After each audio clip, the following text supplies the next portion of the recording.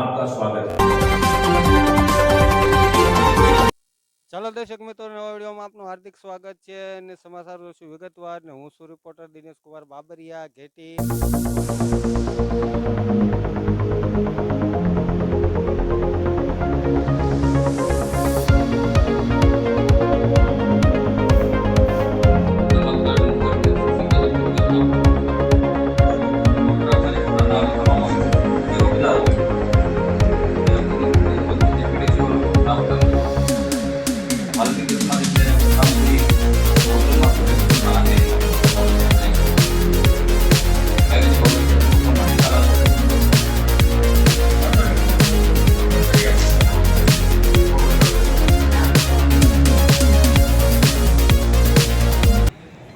તો બેન આપનું નામ શું છે?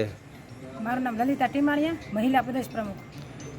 બરોબર બેન, આપણે શા માટે પ્રાંત કલેક્ટરની ઓફિસે આવ્યા છો અને શા બાબતે આવ્યા છો? પાલિતાણા નગરપાલિકામાં સફાઈ કર્મીઓનું એટલું બધું શોષણ થતું હતું, એટલે એના સફાઈ કામદારો માટે પ્રશ્ન માટે અમે અહીંયા આવેદનપત્ર આપવા આવ્યા હતા પ્રાંત કચેરીમાં। બરાબર, તો આનો નિર્ણય નહીં આવે તો તમે શું પગલાં લેશો? આનો નિર્ણય નહીં આવે અને સફાઈ કર્મી ઉપર, સફાઈ કર્મચારી ઉપર છતાંય જો આટલું બધું વેતન ઓછું ચૂકવવામાં આવે અને આ તો દુઃખ થતું હોય, અમને ત્યાં આવું જાણ થતા તો અમને એવું દુઃખ થતું હોય કે ભાઈ આટલું વેતન હાવ ઓછું અને બધાને જુદા જુદા વેતન આપવામાં આવે છે, એટલે સફાઈ કર્મચારીનું પૂરું શોષણ કરવામાં આવે છે।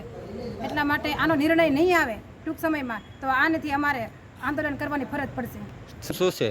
મારું નામ જીતુ બરિયા, સમસ્ત વાલ્મીકી ગુજરાતના પ્રદેશ પ્રમુખ। હાલમાં આજે પાલિતાણાના જે સફાઈ કામદારો છે તેનું શોષણ થતું હોય તો તેની માટે નગરપાલિકાને આવેદનપત્ર આપ્યું છે, અહીં પ્રાંત સાહેબને પણ આવેદનપત્ર આપવામાં આવ્યું છે।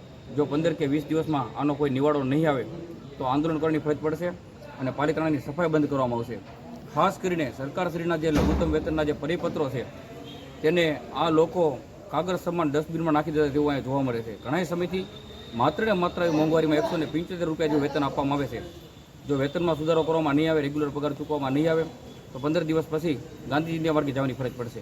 દરેક જે નગરપાલિકાના વિભાગો છે દરેકને સાથે લઈને અમે આંદોલન કરવાના છીએ। પછી વોટર વર્ક્સ હોય કે પછી જે ખાડાવાળા હોય કે જે સફાઈવાળા હોય, ડ્રેનેજ વિભાગના હોય, વાયરમેન હોય, દરેક લોકોને અમે સાથે લઈને આંદોલન કરવાના છીએ। જો ત્યાં સુધીમાં પૂરતો નિર્ણય નહીં મળે તો જે પાણી વિભાગ છે તે પણ બંધ કરવામાં આવશે, જે લાઇટ વિભાગ છે, આ દરેક લોકોને અમે સાથે લઈને આંદોલન કરવાના છીએ। દરેક સમાજના સફાઈ કામદારો હોય કે અન્ય સમાજના કોઈ પણ કર્મચારીઓ ટેબલ વર્ક કરતા હોય, આ દરેક લોકોનું શોષણ પાલિતાણા નગરપાલિકા દ્વારા કરવામાં આવે છે। બરાબર, તો તમે નિર્ણય કરી જ લીધો કે અમને ન્યાય નહીં મળે તો અમે આગળ પગલાં કરીશું અને આંદોલન પણ કરીશું, બરોબર? આજે અલ્ટિમેટમ આપવામાં આવ્યું છે, જો 15 દિવસમાં કોઈ પણ પ્રકારનો નિર્ણય કે જે કર્મચારીઓ કામ કરે છે દરેક સમાજના તેને ન્યાય નહીં મળે તો ઉગ્ર આંદોલન કરવાની ફરજ પડશે। બરાબર।